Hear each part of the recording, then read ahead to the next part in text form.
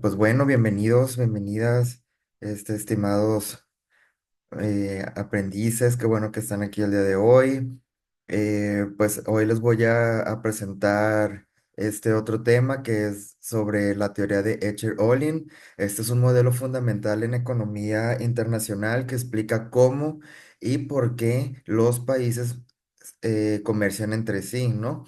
Pues ya hemos estado viendo anteriormente pues otras teorías y pues esta es complementaria a las otras, ¿no? Escher y Olin propusieron que las diferencias entre la dotación de factores productivos entre los países determinan los patrones de comercio internacional, ¿sí? Entonces, pues antes de adelantarnos a los detalles técnicos de esta teoría de Escher-Ohlin, pues es importante comprender el contexto en el que se desarrolla. ¿Sí? Esta teoría fue propuesta por dos economistas suecos, ¿sí? Es Eli Hecher y su alumno Bertil Ohlin en la primera mitad del siglo XX. Lo que buscaban era dar una explicación más amplia del comercio internacional que la proporcionada por la teoría de la ventaja comparativa de David Ricardo. Pues como esto ya lo estamos viendo, em, pues bueno, voy a hacer un pequeño resumen. Pues decía Ricardo que los países comerciaban porque tienen diferentes costos de producción. Por ejemplo, si un país produce vino de manera más eficiente que otro, pues este país, pues ¿qué va a hacer? Pues va a exportar ese vino e importará productos que no pueda producir tan eficazmente. ¿Sale? Entonces, aunque esta propuesta es algo limitada, ¿no? Porque ¿qué pasaba con los factores de producción como el trabajo o el capital? Sí, que son los que revisan estos dos teóricos, ¿no? Entonces, ¿qué pasaba con ese trabajo y capital que también variaban entre los países? Porque no todos los países son exactamente iguales. ¿Y cómo influían estos en el comercio internacional? Entonces, aquí es donde entra Cherolin. La premisa central de este modelo es que los países tienden a exportar, mm, a ver, ¿ah? Tienden a exportar porque tienen diferentes costos de producción. Por ejemplo, si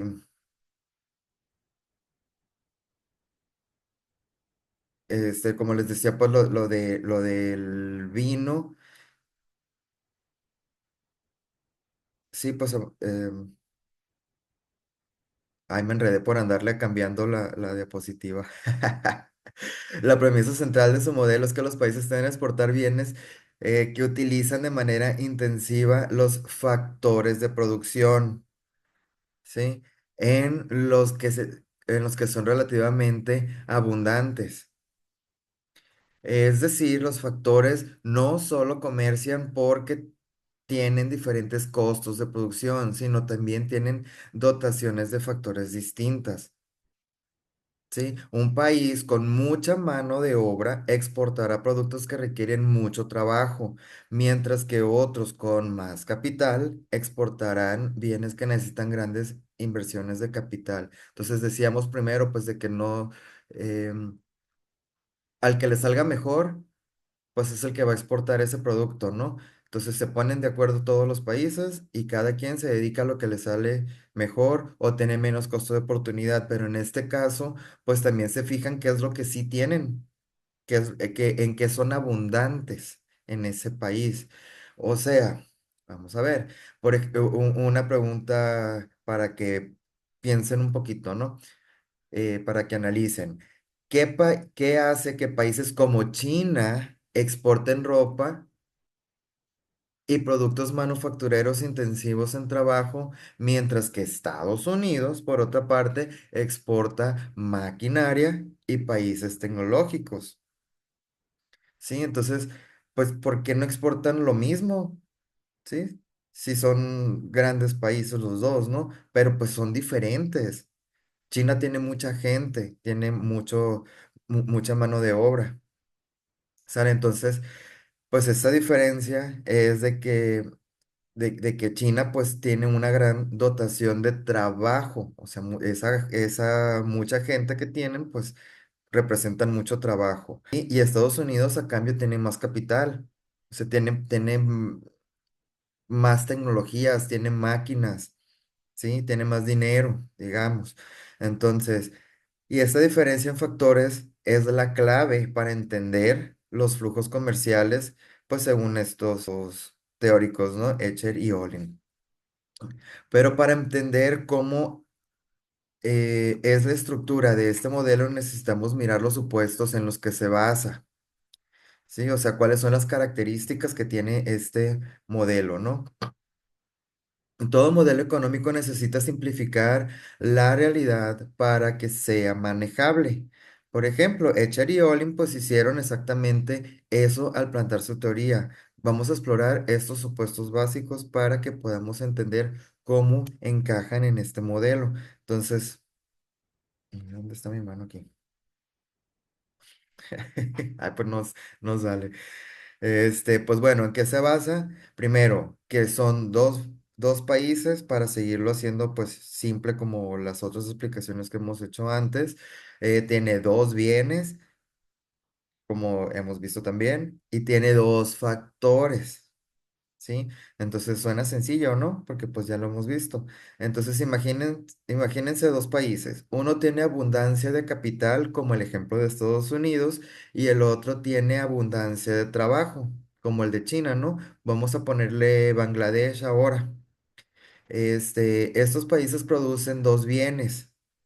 Uno es intensivo en capital, como maquinaria, y el otro intensivo en trabajo, como los textiles. Sí, entonces capital, pues son máquinas, ¿no?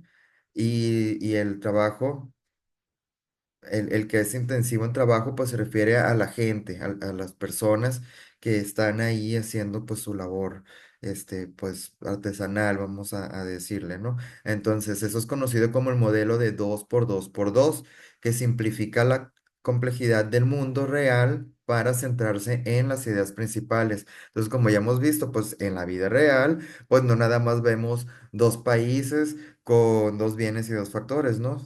Ya hemos dicho que estamos en un mundo globalizado, entonces pues todos los países pues están interconectados y pues ya ahí se ven muchos países y muchos bienes y muchos factores al mismo tiempo, ¿no? Pero para mantenerlo pues comprensible ahorita, pues vamos a decirle que son dos, dos y dos. Entonces, ¿qué más? ¿Qué otro supuesto debe de cumplir? Pues que tienen diferentes dotaciones de factores. Aquí es donde entra la magia del modelo. ¿Por qué? Pues porque los países tienen diferentes dotaciones de factores productivos. Unos tienen mucho capital y otros tienen mucho trabajo. Esa diferencia es lo que impulsa el comercio porque permite a los países especializarse en lo que mejor pueden producir según los recursos que poseen. ¿Sale? Y pues, ¿qué más? Que tienen proporciones distintas de uso de los factores. ¿Qué quiere decir esto? Pues que los bienes que producen los países utilizan estos factores en proporciones distintas, que los países son diferentes. Sí, a menos de que fueran como países gemelos que son exactamente iguales, pero pues de todas maneras tendrían diferencias, ¿no? Por ejemplo, producir maquinaria requiere mucho capital, ¿sí? Mientras que fabricar ropa requiere mucho trabajo, o sea, las personas que estén ahí cosiendo, poniendo ahí las telas, los hilos, los botones, etcétera, ¿no? De nuevo, lo estamos simplificando, pero esto nos ayuda a entender la esencia del modelo. Sale, entonces ahí está un ejemplo. Aquí podemos ver dos países, cada uno con una dotación diferente de capital y trabajo. Esto influye en la manera en que producen bienes y por ende en lo que terminan exportando o importando. Este conjunto de supuestos nos ayuda a establecer un marco claro, pero pues para que sea más interesante, pensemos en cómo estos supuestos pueden aplicarse en la realidad actual. Vamos a ver. Imaginen un escenario donde un país como Japón, con una dotación de capital muy grande, pues compite en el comercio internacional de productos de alta tecnología, pues eso es bien sabido, ¿no? Japón siempre, este, se enfoca mucho en lo tecnológico. ¿Sí? Entonces compite con otro país que tiene mucho trabajo pero poco capital. La teoría dice que Japón se especializará en esos productos tecnológicos y el otro se concentrará en productos intensivos en trabajo, como textiles o bienes manufacturados simples. ¿Sale? Pues bueno, ahora que comprendemos los supuestos del modelo, pasemos a ver los principios claves que explican el comercio bajo esta teoría. Sí, vamos bien. El principio clave de la teoría de Cherolin, pues es que los países se especializan en la producción de bienes que utilizan más intensivamente el factor productivo, como decía más al principio, que poseen en abundancia, o sea, que tienen mucho de eso. Pues creo que hasta aquí sigue sonando lógico, ¿no? Si tienen mucho capital, pues ¿por qué no producir bienes que lo usen al máximo? Si tienen mucho trabajo, o sea, mucha mano de obra, pues lo más eficiente es producir bienes que requieren mucha mano de obra. Regresemos al ejemplo de China y Estados Unidos, ¿no? Para no perdernos en más ejemplos de más países. Entonces, si China tiene una enorme cantidad de trabajadores, mientras que Estados Unidos tiene más capital, pues según Echerolin, pues China se especializará en producir esos bienes como textiles, como juguetes, como productos electrónicos ensamblados, ¿no? Que requieren grandes cantidades de mano de obra. Mientras tanto, Estados Unidos se especializará en productos que requieren mucha inversión de capital, como tecnología avanzada, maquinaria, aviones, ¿sí? Entonces, ocupan pues máquinas grandes, caras, mucho conocimiento. Después, ¿qué nos dice la teoría sobre lo que debería suceder? Pues, ¿qué estamos diciendo? Pues si China exportará productos intensivos en trabajo y Estados Unidos exportará, pues en lo que él es bueno, ¿no? En los productos intensivos de capital. Cada país exporta lo que produce mejor y más barato, gracias a su dotación de factores. Ese es un concepto, ¿no? Hay que anotarlo. Dotación de factores. Ese es el núcleo de la teoría. Sí, por eso hay que anotarlo. Los países que exportan lo que producen de manera más eficiente. O sea, ¿qué les sale más fácil y barato? Pues eso, a eso dedíquense. Utilizando los factores que tienen abundancia también. E importan aquellos bienes que no pueden producir de manera eficiente porque les falta el factor necesario. Y eso tiene implicaciones globales muy interesantes. Al permitir que los países se especialicen en lo que mejor hacen, el comercio internacional mejora el bienestar global. Por ejemplo, cuando China exporta esos productos intensivos de trabajo a Estados Unidos, los consumidores estadounidenses, pues, ¿qué hacen? Pueden producir pueden aprovechar y disfrutar de esos bienes más baratos, porque pues en China les salió más barato que hacerlos en Estados Unidos, ¿no? Entonces, pues mejor los importan y siguen siendo más baratos que si los produjeran en ese mismo país. Al mismo tiempo, los consumidores chinos tienen acceso a maquinaria y tecnología que mejora su productividad. Entonces, pues le compran a Estados Unidos esas máquinas pues para producir mejor todavía y pues aprovechan que con esas máquinas que importaron de Estados Unidos, pues ahora pueden producir más cosas más baratas que pueden exportarle a Estados Unidos, ¿no? Entonces, se hace así como un circulito. Pero pues, ¿qué pasa? No olvidemos que esos principios también se ven afectados por la política y la tecnología. Las políticas comerciales, por ejemplo, como los aranceles o las barreras al comercio, pues pueden también alterar estos patrones, porque estamos hablando en un mundo pues donde todo se supone que es libre, ¿no? Pero pues también se pueden dejar de lado pues de que los gobiernos imponen sus reglas, ¿no? Y pues también los avances tecnológicos pues que van avanzando cada vez más rápido. Entonces, la tecnología pues puede cambiar la intensidad de los factores, ¿no? Algo que solía requerir mucha mano de obra, como la manufactura, ahora puede ser automatizado. ¿Sí? Lo que cambia completamente las reglas del juego. Veamos ahora uno de los resultados más interesantes derivados de este modelo, el teorema de Stolper-Samuelson. ¿Sí? El teorema de Stolper-Samuelson es un resultado fascinante del modelo de Echerolin. ¿Por qué? Pues porque nos dice que el comercio internacional no solo afecta a los países en su conjunto, sino también tiene un impacto muy significativo en la distribución de la riqueza, ¿sí? Dentro de los países. La distribución de la riqueza, sí, porque acuérdense que dentro del país, pues también hay gente, ¿no? Entonces, en términos sencillos, este teorema predice que el comercio internacional beneficia al factor productivo que es abundante en el país y perjudica al que es escaso. ¿Sí? Pues, a ver. Entonces, si un país tiene abundancia de mano de obra, ¿sí? Y comienza a comercializar más con el resto del mundo, los salarios en este país eh, eh, podrán aumentar, ¿no? Entonces, pero el retorno al capital, o sea, las ganancias que reciben los dueños de fábricas, de equipos y maquinaria, pues podría disminuir. ¿Por qué? Pues porque el trabajo se vuelve más valioso en la producción, mientras que el capital se vuelve relativamente menos importante.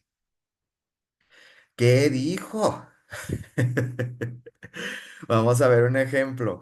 Piensen en un país como Bangladesh. Ya habíamos dicho Bangladesh hace rato, ¿no? Para no olvidarnos de este país, que tiene mucha mano de obra.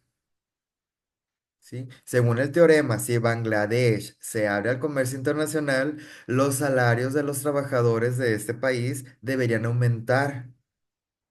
Sí, porque están exportando bienes que requieren mucha mano de obra.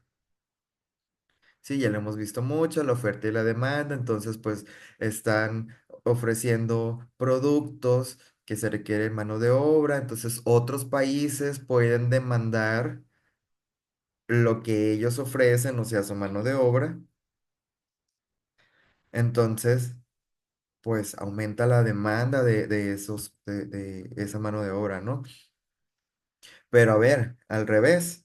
Pero si miramos al otro lado, en un país como Alemania, que tiene abundancia de capital, ¿sí? El comercio beneficiará al capital, pero los trabajadores podrían ver cómo sus salarios se estancan o incluso disminuyen. ¿Por qué pasaría esto? Pues porque si ahora están utilizando más máquinas más efectivamente, pues ahora se requieren menos empleados, ¿no? Entonces, como se requieren menos trabajadores, porque ya muchas cosas son automatizadas, son digitales, son robots, entonces, pues ya no hay demanda de ese capital, de esa mano de obra, perdón. Entonces, o bueno, de ese capital humano, quise decir. Entonces, pues se puede ver así en el gráfico cómo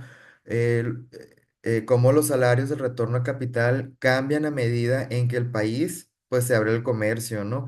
En el país con abundancia de trabajo, los salarios aumentan, mientras que en el país con abundancia de capital, el capital se beneficia de trabajo, como decía, ¿no? Entonces, ese teorema es importante porque, pues, nos muestra que el comercio no afecta a todos de la misma manera. No es parejo. ¿Sale? Algunas personas ganan y otras pierden. Esto pues lo sabemos perfectamente, ¿no? Y esto genera tensiones políticas y sociales. En algunos países, los trabajadores pues han protestado contra la globalización porque sienten que sus salarios están siendo presionados a la baja debido a la competencia con países de salarios más bajos. En otros países, pues los dueños del capital apoyan el libre comercio porque ven que les genera más beneficios. Sí, entonces es como, pues si estamos eh, los salarios comparados con otro país, a lo mejor haciendo lo mismo en otro país pagan más. Entonces digo, ay, no, pues mejor me conviene trabajar en el otro país o viceversa. El otro país dice, no, pues mejor contrato trabajadores en México, por decir, pues porque a ellos les puedo pagar menos por lo mismo que va a ser un alemán, ¿sale? Entonces mejor pues le pago allá. A lo mejor un poquito más de lo que gana en su propio país, ¿no? Pero pues le pago menos de lo que yo le pagaría a uno de aquí y pues se beneficia el otro porque pues podría ganar un poquito más. Pero pues si yo fuera el dueño de las máquinas, o sea, de ese capital, pues digo, no, pues yo puedo aprovechar y le saco mucho dinero a esas máquinas, ¿no? Pues bueno, pasemos ahora a uno de los aspectos más controvertidos y de esta teoría de Echelon, ¿no? El teorema de la igualación de precios de los factores. ¿Sale? Este teorema establece que a medida que los países se involucran en el comercio internacional, los precios de los factores de producción, como los salarios para el trabajo y los retornos del capital, tendrán a igualarse entre los países. O sea, para entender esto mejor, pues imaginemos un escenario en el que dos países, uno con abundancia de trabajo y otro con abundancia de capital, comienzan a comerciar, ¿sale? Uno tiene mucho trabajo y el otro tiene mucho capital. Inicialmente los salarios en el país con abundancia de trabajo son bajos, mientras que los retornos al capital en el país con abundancia de capital son altos. A medida que ambos países comercian y se especializan en la producción de bienes intensivos de sus respectivos factores, pues la demanda de trabajo en el país abundante aumentará. ¿Sale? Impulsando los salarios hacia arriba. Al mismo tiempo, en el país con abundancia de capital, la mayor disponibilidad de bienes intensivos en trabajo disminuirá la demanda de capital, afectando negativamente los retornos. Eh, ¿Sí? Entonces, este proceso de ajuste en los precios de los factores significa que a largo plazo los países verán converger en sus precios de factores, promoviendo una mayor igualdad económica a nivel global. Sin embargo, pues es importante mencionar que la igualación completa de precios de factores puede no ser alcanzable en la práctica debido a las barreras comerciales, las diferencias tecnológicas, como mencionábamos hace un momento, y pues otros factores que afectan la movilidad de los factores, ¿no? Bueno, ahora exploremos la evidencia empírica, ¿sí? Lo que respalda o desafía a la teoría de Echelon. Pues uno de los estudios más emblemáticos es la paradoja de Leontief, que fue un hallazgo sorprendente. ¿Por qué? Pues es que en la década de 1950, el economista Wassily Leontief examinó el patrón de comercio en Estados Unidos, ¿sí? Un país que según la teoría debería, a ver, fíjense bien, debería de exportar bienes incentivos en capital, ¿no? Debería de exportar bienes intensivos de capital porque ellos hacen mucho capital, muchas máquinas, mucha tecnología. Sin embargo, sus hallazgos revelaron que Estados Unidos estaba exportando productos intensivos en trabajo. Sí, entonces es como que, bueno, que no se dedica a lo tecnológico y al capital, y porque exportan mucho de lo de mano de obra, mientras que importaba bienes intensivos en capital. Entonces es como, debería de ser así, pero está pasando al revés. Este resultado desafió directamente la predicción del modelo de Cherolin y planteó preguntas sobre su validez. Sin embargo, las explicaciones a esta paradoja sugieren que hay factores adicionales en juego como la tecnología y la calidad de los productos. Por ejemplo, aunque Estados Unidos tenga un stock de capital elevado, pues también puede estar produciendo bienes de alta calidad que requieren mano de obra calificada. Sí, además la paradoja de Leontief es útil, en esta es útil considerar pues otros estudios que han examinado la validez del modelo en contextos contemporáneos, pues así más actuales. Algunos estudios han analizado el comercio en el contexto de países en desarrollo, donde la teoría parece explicar de manera más precisa los patrones de comercio intensivos en trabajo. Sí, pues porque ya saben que los países en desarrollo pues son más hacia la mano de obra, ¿no? En el mundo actual, la teoría de Echelon pues sigue siendo relevante para entender los patrones de comercio, ¿no? En un entorno globalizado donde las economías están cada vez más interconectadas, esta teoría puede explicar cómo los países se especializan en la producción de bienes basándose en la dotación de factores. Tomemos el ejemplo de China y Estados Unidos otra vez, pues con su mano de obra abundante, pues que se ha especializado en la producción de bienes manufacturados y textiles, mientras que Estados Unidos, pues repito, pues su riqueza es en capital y tecnología, ¿no? Se centra en la producción de tecnología avanzada y maquinaria. Esto pues es un claro reflejo de cómo la dotación de factores influye en las decisiones de producción y comercio, ¿no? Y otra cosa, también pues la teoría se aplica al análisis de cadena de valor globales, ¿no? Cadena de valor global es donde diferentes países participan en diferentes etapas de la producción, pues según sus ventajas comparativas en factores productivos. Por ejemplo, un teléfono inteligente puede ser diseñado en Estados Unidos, fabricado en China y ensamblado en Taiwán o en Vietnam o en algún otro país que tenga que se dedica al ensamblaje, ¿no? Entonces, cada etapa de este proceso se lleva a cabo en el país donde los factores necesarios son más abundantes y económicos. ¿Sí? Entonces ya no solamente se produce en un solo país una cosa completa, ahora pues ya muchos países participan en la producción de los productos, ¿no? Entonces, a medida que el comercio internacional continúa evolucionando, la teoría también nos va a ayudar a entender cómo las políticas comerciales, como los aranceles y regulaciones, pues pueden influir en los patrones de especialización y comercio. Así, pues también las decisiones de política económica pueden afectar significativamente los beneficios esperados en el comercio internacional. Este. Pues como cualquier modelo económico, sí, la teoría de Cheroli no está exenta de críticas. Una de las críticas más prominentes es que la teoría asume que los mercados son perfectos, como les decía hace rato, ¿no?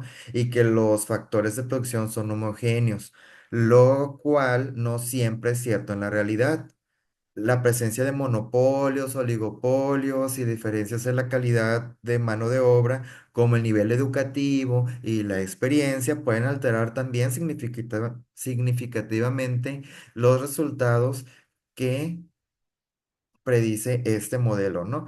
Además, el progreso tecnológico no se considera adecuadamente en este modelo. A medida que la tecnología avanza, la forma en que los países utilizan los factores de producción también cambia, lo que puede alterar los patrones de comercio de maneras que la teoría original no anticipó. Y bueno, en conclusión, a pesar de estas críticas, la teoría de Echelon sigue siendo un pilar en el estudio del comercio internacional. Este nos ofrece un marco útil para entender cómo las dotaciones de los factores influyen en los patrones comerciales y cómo las economías interactúan en el mundo globalizado. ¿Sale? Y bueno, la teoría sigue siendo relevante y proporciona un punto de partida para el análisis de las dinámicas comerciales modernas, a pesar de que debemos considerar otros factores adicionales que también afectan al comercio. ¿Sale? Entonces, pues muchas gracias por su atención. Aquí, pues, esta presentación, pues, fue elaborada con estas fuentes. Y, pues, bueno, muchísimas gracias.